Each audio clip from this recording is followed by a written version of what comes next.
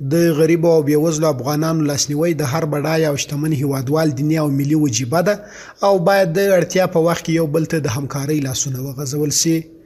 دا په زابل مرکز قلات کې د ملي تجار عبدالستار کوچي لخوا پر 200 غریبو کورنیو د خوراکي توکو د ویش صحنه ده چې پکې 50 کیلو وړه او 10 لیټر غوړي شامل دي.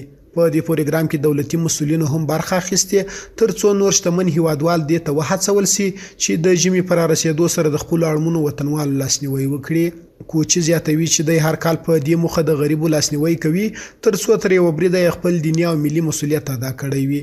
هغه وايي باید د په شمول ټول شتمن کسان د خپل توان تر حده د غریب او بېوزلو انسانانو لاسنیوی وکړي.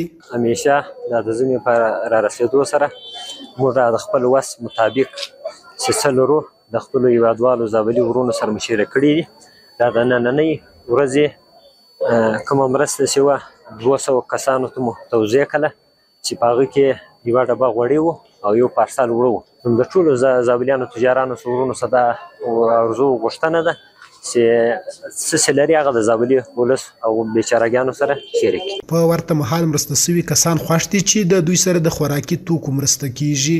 دوی د بډایه هیوادوالو او له دولت څخه غوښتنه کوي چې ورسره د نورې مرستې هم وسي. ټول خلک خورا د ارغنداب خلک د ډیر مسکینان ډیر دربدره دي وچکالي د دربدري د شی نسته نو کې نور تجاران هم د خلکو سره د مرستې وکړي دغه سره وکړي کومکونه سره وکړي. نو ډیر ځینې خوشحاله یم. اول زه خپل غریب یم د پښه مې خوږېږي نو د حاجي صاحب څخه ډیر تشکر خدای دې در هر چا بلنده کړي. د یادونې وړ ده چې تر دې وړاندې هم د اسلامي امارت له لورې د زرګونو اړمنو هیوادوالو سره د خوراکي او غیر خوراکي توکو مرستې سوې.